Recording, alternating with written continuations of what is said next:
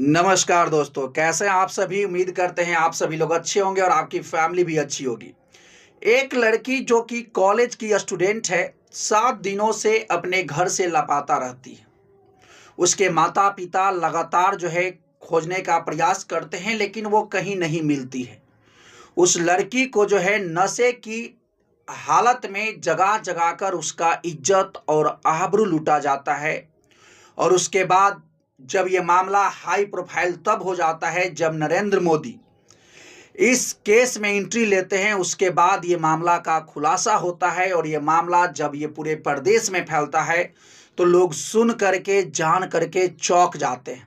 तो दोस्तों, आज की जो सच्ची घटना हम आपको सुनाने जा रहे हैं वो जो है उत्तर प्रदेश के बनारस की है।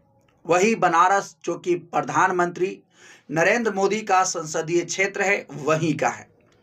दरअसल होता यह है कि एक लड़की जो है अपने घर से 29 मार्च को कहकर ये निकली थी कि हम बुक खरीदने जा रहे हैं, और वो जाती है किताब खरीदने।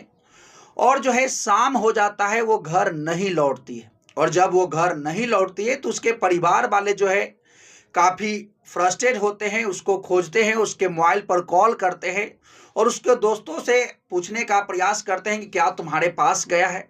लेकिन उनके माता पिता को कोई भी जानकारी नहीं मिलता है। उसके बाद उसके माता पिता जो है वहाँ के नज़दीक के थाने में जाकर के उसकी गुमशुदगी का रिपोर्ट लिखवाते हैं। तो थाने वाले कहते हैं कि ठीक है, हम खोजते हैं, हम आपको जो है जैसे ही मिलती है तो हम आपको अपडेट देते हैं। 29 मार्च की रात, पूरे रात जो है उस लड़की के माता पिता, पूरा परिवार सो नहीं पाता है और रात भर उसके आने का इंतजार करता रहता है। 30 मार्च का सुबह होता है, फिर से घर के पूरे परिवार जो है खोजने के लिए निकल जाते हैं। पूरे दिन भर बनारस की गलियों में जो है छान मारते हैं, लेकिन वो लड़की कहीं नजर नहीं आती है। और उसके बाद थक हार कर फिर से ये प्रशासन के पास जाते हैं, पूछते हैं कि क्या मेरी बेटी का कोई हाल पता चला। तो फिर से प्रशासन का वही जवाब कि जैसे ही कुछ हमको मिलेगा उसके बाद हम आपसे संपर्क तुरंत करेंगे। लेकिन प्रशासन की तरफ से यही जवाब आता। उसके बाद 31 मार्च का दिन आया, फिर से वही बात, पूरे परिवार के लोग छानबीन खोजना शुरू करते हैं। जब दिन भर बेटी नहीं मिलती, शाम को जो है प्रशासन के पास पहुंचते, पूछते कि क्या कुछ पता चला।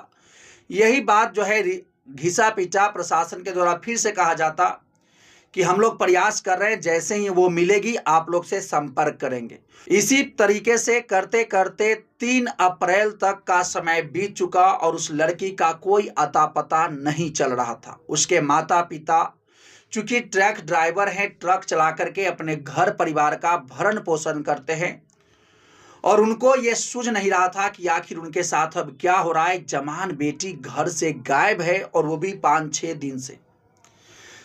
अब आता है 4 अप्रैल का दिन। 4 अप्रैल का दिन जो है परिवार उसी जो है उदासी के साथ, मायूसी के साथ था। लेकिन उनके घर की घंटी बजती है और ये घंटी थाने से आती है और थाने से कॉल आता है कि आपकी बेटी मिल चुकी है, वो जिंदा है, आइए थाने और अपनी बेटी को ले जाइए। और जब उसके परिवार जो है, उसके माता पिता थाने पहुंचते हैं तो वो देखते हैं कि उनकी बेटी जो है थाने की एक कोने में जो है बैठी पड़ी है और वो बदहवास है। वो जो है लग रही है जैसे नशे की हालत में है। उसके माता पिता तो इस बात की खुशी मना रहे थे कि उनकी बेटी जो है जिंदा मिल गई है और सही सलामत है। उस लड़की को 4 अप्रैल को अपने घर ले जाते हैं और जो है पूरा परिवार तब जाकर एक चैन की सांस लेता है। लेकिन 4 अप्रैल को ये लड़की जो है नशे की हालत में थी। ये लड़की जो है पुलिस वाले को रोड से मिली थी और उसके बाद ये थाने लेकर आए थे और इसके परिवार को सौंप दिए थे। लेकिन लड़की जो है 4 अप्रैल को नशे में तो थी, लेकिन 5 अप्रैल को हुआ तो जैसे ही ये लड़की समय समय पर कभी कभार चीखती थी और जैसे ही इनके घर के कुछ पुरुष सदस्य ये लड़की के पास पहुंचते हैं तो ये लड़की चीखने लगती और एक अजीब टाइप का व्यवहार करती। और जब उस घर के महिला सदस्य उस लड़की के पास जाते तो लड़की नॉर्मल रहती। अब ये बात जब उसके घर वाले को पता चला कि आखिर ये लड़की ऐसे कैसे बिहेव कर रही है, तब उसके माता पिता ने यानी उससे पूछा कि आखिर तुम्हारे साथ क्या हुआ है। तब वो बताती है कि मेरा जो है, हम तो हर वक्त नशे की हालत में थे, लेकिन जब जब हल्का होश हुआ तो हमको ये पता चल रहा था कि मेरा इज्जत और आबरू लूटा जा रहा है। और लगभग 22 से 23 लोगों ने मेरे साथ जो है गलत किया है। और उसके बाद उसके माता पिता के पैर के नीचे से जमीन निकल जाता है। उनको लगता है कि अब हम क्या करें। उसके बाद उसके माता पिता जो है उस लड़की को थाने लेकर आते हैं, रिपोर्ट लिखवाते हैं और ये बताते हैं कि उनकी लड़की के साथ जो है गलत हुआ है, बलात्कार हुआ है, सामूहिक दुष्कर्म हुआ है, उनको इंसाफ मिलना चाहिए। लेकिन प्रशासन फिर से वही रवैया कि ठीक है, हम खोजबीन करेंगे।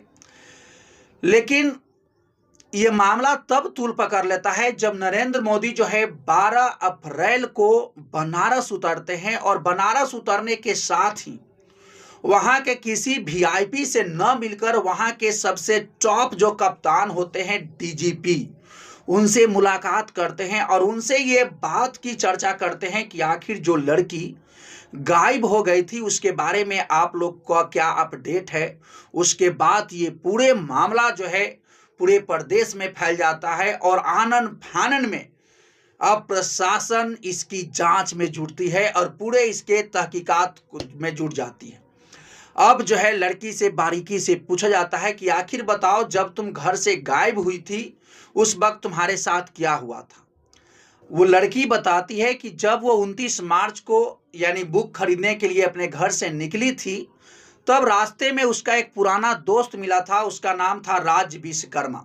और राज विश्वकर्मा जब उससे मिलता है तो इस लड़की से कहता है कि चलो जो है कॉफ़ी शॉप चलते हैं, कॉफ़ी पीते हैं, चूँकि बहुत दिनों के बाद मिले हैं।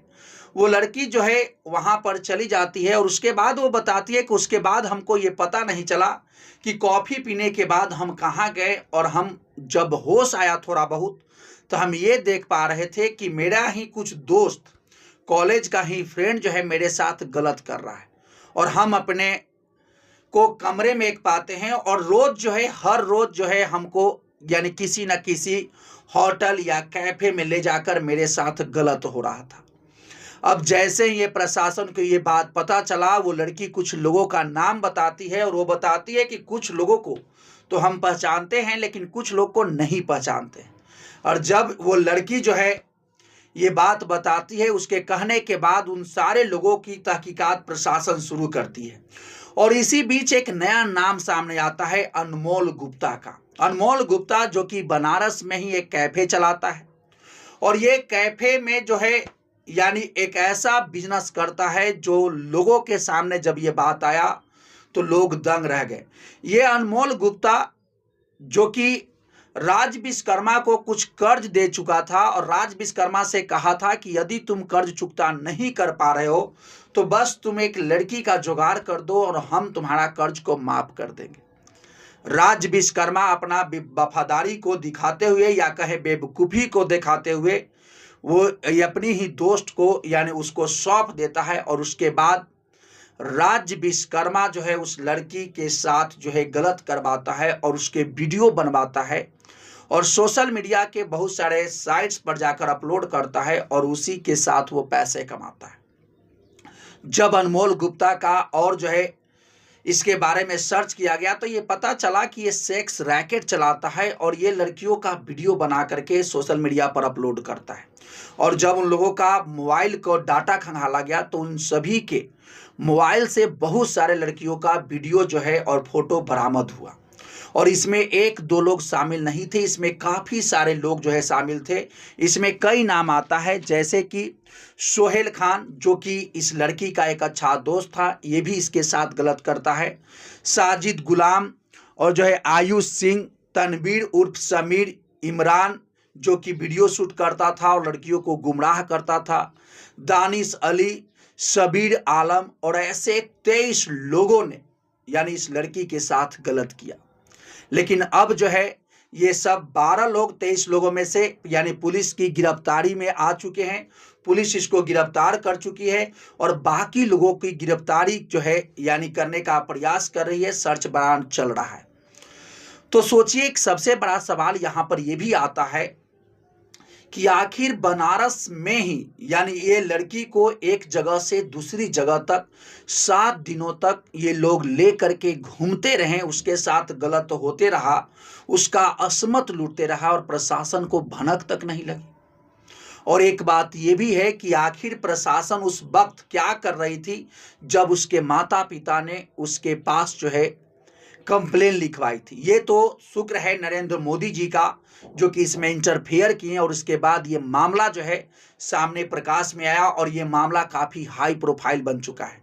और उसके बाद जब इन सभी लोगों को गिरफ्तार किया गया, अरेस्ट किया गया, अब ये लोगों को जो है मेडिकल टेस्ट कराया जाएगा और डीएनए टेस्ट से ये पता चल जाएगा। यदि डीएनए मैच कर जाएगा तो भैया कोई कोर्ट से इन लोगों का जमानत नहीं मिलेगा और इनको जो है सजा होना तय है। और अब इन सभी को जो है डीएनए टेस्ट के लिए भेजा गया है। हालांकि प्रशासन एक गलती और करती है कि जब वो लड़की मिली थी यानी वो बेहोशी की अवस्था में, वो ड्रग्स के नशे की अवस्था में, आखिर उस लड़की का मेडिकल चेकअप क्यों नहीं कराया गया, एक ये भी सबसे बड़ा सवाल है। तो दोस्तों यही पूरा कहानी था। अभी इस कहानी में सर्च और चल रहा है। जैसे ही कोई और अपडेट आता है तो हम आपको जरूर इस चैनल के माध्यम से आपको बताएंगे, आपके साथ साझा करेंगे। ये कहानी सुनाने का उद्देश्य किसी को हताश करना या परेशान करना नहीं है, बल्कि आपको जागरूक करना है, आपको सचेत करना है। यदि आप इसी प्रकार से क्राइम से संबंधित स्टोरी सुनना चाहते हैं तो इस चैनल से जुड़िए, चैनल को सब्सक्राइब कर लीजिए। तो चलिए मिलते हैं नेक्स्ट वीडियो में नेक्स्ट अपडेट के साथ। तब तक के लिए thank you, best of luck, जय हिंद, जय भारत।